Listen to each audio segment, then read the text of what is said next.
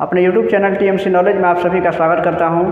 आज हम लोग समांतर और तिर्यक रेखा के विषय में पढ़ेंगे। समांतर और तिर्यक रेखाएं क्या होती हैं और समांतर और तिर्यक रेखा के बीच में क्या संबंध होते हैं, तो इन सभी पहलुओं पर आज बात होगी और हम लोग जानेंगे कि समांतर और तिर्यक रेखा के बीच में क्या संबंध होते हैं।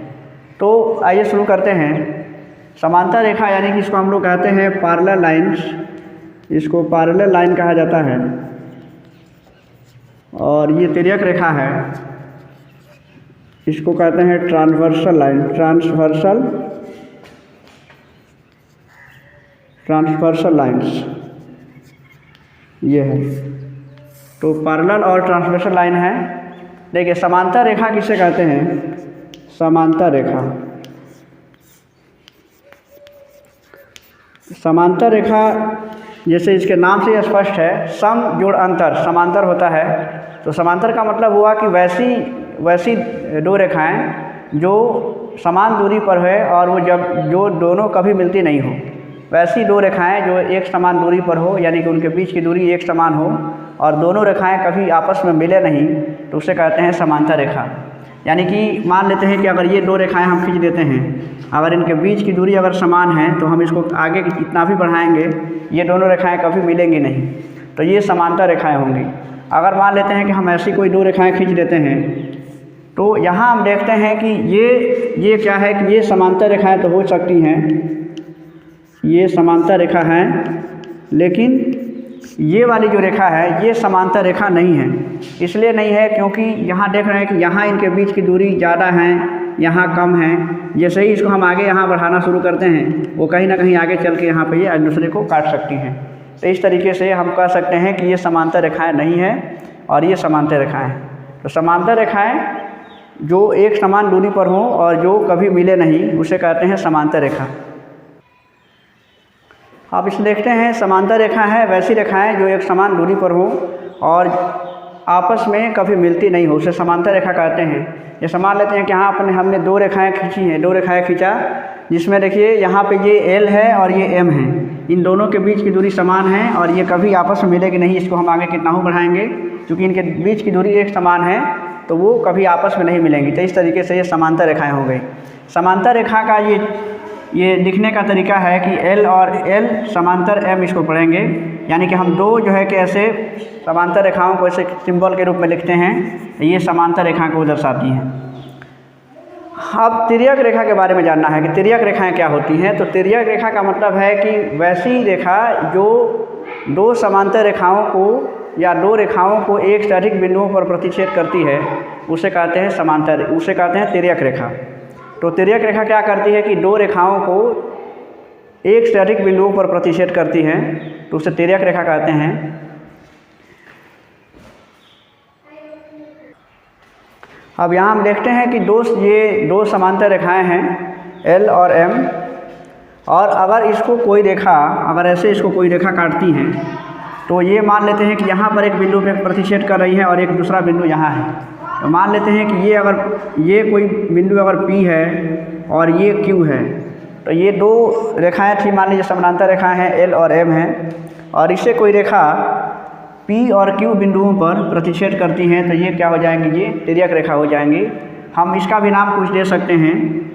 चलिए मान लेते हैं कि इसको मान लेते हैं M और इसको मान लेते हैं N, और ये जो है कि P है और ये Q हैं। तो इस तरीके से ये जो PQ जो रेखा है, ये PQ क्या हो गई? तो ये एक तिर्यक रेखा है, यानी कि ये PQ को तिर्यक रेखा कहेंगे, और ये क्या है? L और M समांतर रेखा है, यानी कि PQ तिर्यक रेखा हुई क्योंकि वो जो है कि दो रेखाओं को, यानी कि दो समांतर रेखा को M और N इन दो बिंदुओं पर प्रतिच्छेद करती हैं। तो इस तरीके से ये तिर्यक रेखा है। अब हम देखेंगे कि समांतर रेखा और तिर्यक रेखा में क्या संबंध होता है, और उसमें पारस्परिक जो संबंधों को हम पढ़ेंगे, उसमें और भी बहुत सारे टर्म उससे संबंधित हैं, सबको देख लेते हैं।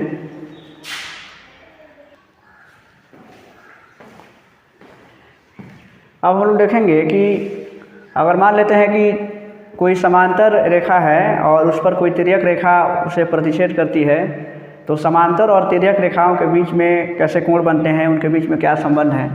मान लेते हैं कि ये कोई जो है कि ये कोई समांतर रेखाएं हैं, ये समांतर रेखा हो गई, और इससे कोई तिर्यक रेखा काटती है। मान लेते हैं कि हम इसको हम मान लें कि एल और एम ये समांतर रेखा है, और इससे कोई तिर्यक रेखा अगर पी क्यू इसको अगर काटती हैं एम और एन बिंदुओं पर, ये एम बिंदु है और एन बिंदु है ये।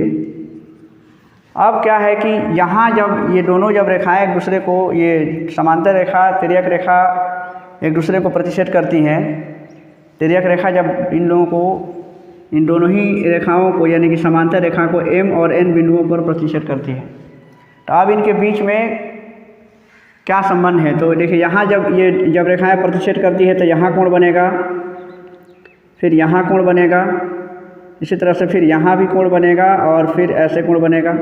नीचे देखते हैं तो यहाँ भी कोण बनेगा और फिर यहाँ भी कोण बनेगा, ये सभी कोण बनेंगे यहाँ पे। तो अब ये बताना है या देखना है कि ये जो विभिन्न कोण बन रहे हैं, हम देख रहे हैं कि कम से कम 8 कोण बन रहे हैं, तो यहाँ से इन 8 में क्या संबंध है देख लीजिएगा। तो मान लेते हैं कि यहाँ ये कोण है 1, इसको कोण 2 मान लेते हैं, ये कोण 3 है, ये कोण है 4, ये 5 है, ये 6 है, ये 7 है और ये कोण 8 है। तो यहाँ हम देखते हैं कि ये 8 कोण बन रहे हैं। तो अब इसमें हम बारी बारी से इसमें देखेंगे कि इनमें क्या संबंध हैं। अब देखिए यहाँ पे ये सभी कोण बन गए। अब इसमें कोणों का कुछ युग्म होता है, इसके बीच में कुछ संबंध होते हैं। जैसे यहाँ पे संगत कोणों का जब समांतर रेखा को कोई तिर्यक रेखा काटती हैं तो संगत कोणों का युग्म बराबर होता है। उसी तरह से एकांतर जो अंतः कोण होते हैं वो भी बराबर होते हैं, और एकांतर बाह्य कोण होते हैं वो भी बराबर होते हैं। तो इसके कुछ प्रॉपर्टीज हैं, उसको लिखते हैं कि जब अगर कोई समांतर रेखा तिर्यक रेखा को काटती हैं, जब समांतर रेखा को तिर्यक रेखा काटती है तो जो संगत कोणों का युग्म होता है तो वो बराबर होता है। यानी कि जब कोई तिर्यक रेखा समांतर रेखा को काटती हैं, जब कोई तिर्यक रेखा समांतर रेखा को काटती हैं तो संगत जो कोण होते हैं वो बराबर होते हैं। यानी कि ये जो कोरस्पॉन्डिंग एंगल होंगे, कोरस्पॉन्डिंग जो एंगल होता है, ये कोरस्पॉन्डिंग एंगल ये बराबर होता है, संगत कोण बराबर होते हैं। यहाँ से लिख सकते हैं। अब यहाँ पे देखना है कि इसके संगत कोण कौन कौन हो रहे हैं। तो आप देखिए, ये समान लेते हैं कि संगत कोण का मतलब हुआ कि जैसे अगर हम इस एक को लेते हैं तो अब देखना है कि जैसे यहाँ एक रेखा है और ये कोई किरण, या मान लेते हैं कि दो रेखाओं का प्रतिच्छेद है, तो यहाँ पर ये देखना है कि जो पोजीशन 1 का है सेम उसी का यहाँ इस एन बिंदु पर जो कोणों का जो स्थिति है बिंदु एम पर, वही स्थिति बिंदु एन पर भी कोणों की होनी चाहिए। तो जो एक जैसे पोजीशन में होंगे वो संगत कोण कहलाएंगे। जैसे हम देखते हैं कि एम पर जो स्थिति 1 का है वही स्थिति 1 पर 5 का है। तो इस तरीके से हम कह सकते हैं कि जो कोण, ये इसको ऐसे देख लेते हैं, मान लेते हैं कि ऐसे इसको खंड बना लेते हैं, तो कोण 1 और कोण 5 ये क्या होंगे, आपस में बराबर होंगे। क्योंकि ये सब संगत कोण है, हम पहले लिख भी दिया है कि संगत कोण बराबर होते हैं। अब यहाँ देख लेते हैं कौन कौन से कोण बराबर हो जाएंगे। तो कोण 1 के जैसा कौन है, कोण 5। उसी तरह से हम देखते हैं इसमें यहाँ जो स्थिति 2 का है वही स्थिति 6 का है। इस तरीके से कोण 2 और 6 आपस में बराबर होंगे क्योंकि ये सब संगत कोण है।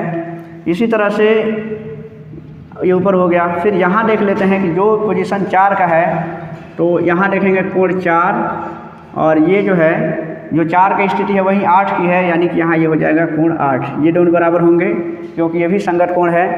इसी तरह से जो पोजीशन 3 का है वही कोण 7 का है। तो इस तरीके से यहाँ हम देख लेते हैं कि कोण 3 और कोण 7 ये भी बराबर होंगे क्योंकि ये संगत कोण है।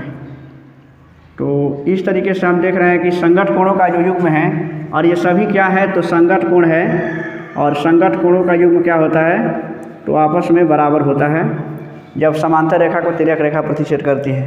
तो ये संगत कोणों का युग्म है। तो देख रहे हैं कि इसके 4 पेयर बन रहे हैं और ये सभी संगत कोण बराबर हैं। फिर से देख सकते हैं कोण 1 के जैसा 5 है, ये दोनों बराबर होंगे। कोण 2 के बराबर 6 होगा, कोण 4 के बराबर 8 होगा और कोण 3 के बराबर कोण 7 होगा। अब हम देखते हैं कि एकांतर और एकांतर कोण कैसे बराबर होते हैं। अब एकांतर अंतः कोण भी बराबर होते हैं, यानी कि ये अगर समांतर रेखा को तिर्यक रेखा प्रतिच्छेद कर रही हैं तो जो इसमें एकांतर कोण बनते हैं, तो पहले समझ लेते हैं कि एकांतर कोण क्या है। तो देखिए, एकांतर कोण का मतलब है कि जैसे अगर ये दोनों रेखाएं काट रही हैं, प्रतिच्छेद हो रहा है, ये बिंदु M है और ये N है, L और M समांतर रेखाएं। आप यहाँ पे इन रेखाओं के नाम अलग भी रख सकते हैं, कोई दिक्कत नहीं है। तो यहाँ से जो है कि देखते हैं कि जैसे अगर ये एकांतर अंतः कोण की बात करते हैं, अंतः का मतलब हुआ कि इन दोनों समांतर रेखाओं के बीच में जो कोण बन रहे हैं तो उसे कहते हैं अंतः कोण बोलेंगे, यानी कि एकांतर अंतः कोण। यानी कि जो अगर इसमें 3 जो है तो 3 के अपोजिट में कौन सा कोण है। जैसे मान लेते हैं कि अगर ये तिर्यक रेखा है तो इसके एक साइड जो कोण बन रहा है यही इसके दूसरे साइड जो कोण बने तो वो एकांतर कोण होता है।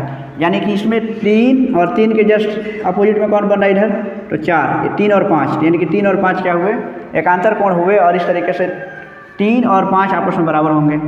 इसी तरह से यहाँ पर देखेंगे हम 4, तो जो 4 है तो 4 के इसमें दोनों रेखाओं के बीच में देखना है, तो 4 के जैसा कौन है इधर से, 4 के अपोजिट में यहाँ पे 6 है, यानी कि ये दोनों 4 और 6 बराबर होंगे। तो ये हो गए एकांतर अंतः कोण। अब उसी तरह से एकांतर एक बाह्य कोण भी होता है। एकांतर बाह्य कोण का मतलब हुआ, पहले इसको देख लेते हैं। तो एकांतर अंतः कोण में जैसे इसको कहते हैं alternate interior angle, alternate interior angles है। तो इसमें हम देखते हैं कि यहाँ से इसका जो पेयर बनेगा इसको हम ए बी करके देख लेते हैं, यानी कि कोण 3 और 5 क्या होंगे, आपस में बराबर होंगे, क्योंकि 3 और 5 ये एकांतर अंतः कोण है। 3 के जैसा 5, फिर 4 के जैसा 6, और यहाँ पे हो जाएगा 4 और ये कोण 6, ये भी क्या होंगे, आपस में बराबर होंगे, क्योंकि ये एकांतर अंतः कोण है। एकांतर अंतः और कोण। इसके बाद से देखते हैं एकांतर बाह्य कोण कौन होंगे। अब दूसरा में देख लेते हैं यहाँ पे एकांतर बाह्य कोण। एकांतर बाह्य कोण वो भी आपस में बराबर होते हैं, यानी कि ये बाहर का कोण है जो तिर्यक रेखा और समांतर रेखा के बाहरी बनता है, यानी कि इसको कहेंगे, इसको हम अल्टरनेट एक्सटीरियर एंगल कहेंगे। तो यहाँ पर इनका भी पेयर बराबर होता है।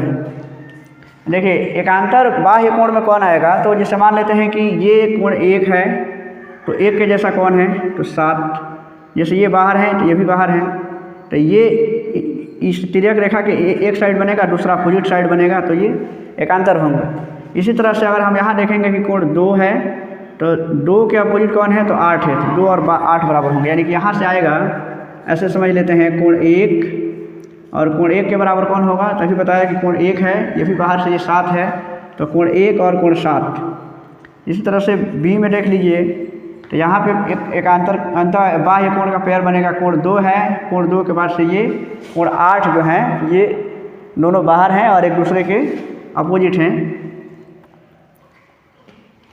ये 2 हैं और इधर से ये होगा,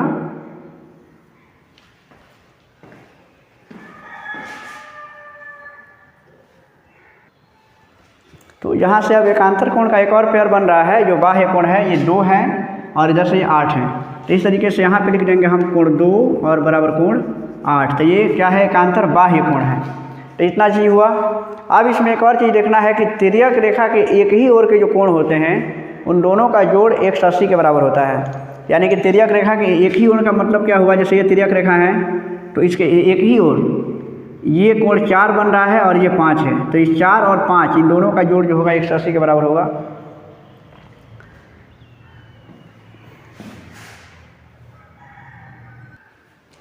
अब एक चीज़ ये समझना है कि इसमें जब अगर समांतर रेखा तिर्यक रेखा को प्रतिच्छेद करती है तो तिर्यक रेखा के एक ही ओर के जो 2 कोण होंगे 4 और ये हो गया 5, तो 4 और 5 इन दोनों का जोड़ 180 के बराबर होंगे। इसी तरह से तिर्यक रेखा के दूसरी तरफ जो कोण है 3 और कोण 6, तो ये भी तिर्यक रेखा के एक ही ओर के कोण है और इन दोनों का जोड़ 180 के बराबर होगा। यानी कि यहाँ से हो जाएगा कि कोण 4 प्लस कोण 5, इसका जोड़ जो होगा 180 के बराबर होगा। इसी तरह से दूसरा जो हो जाएगा कोण 3 और प्लस कोण 6, तो ये भी 180 के बराबर होंगे।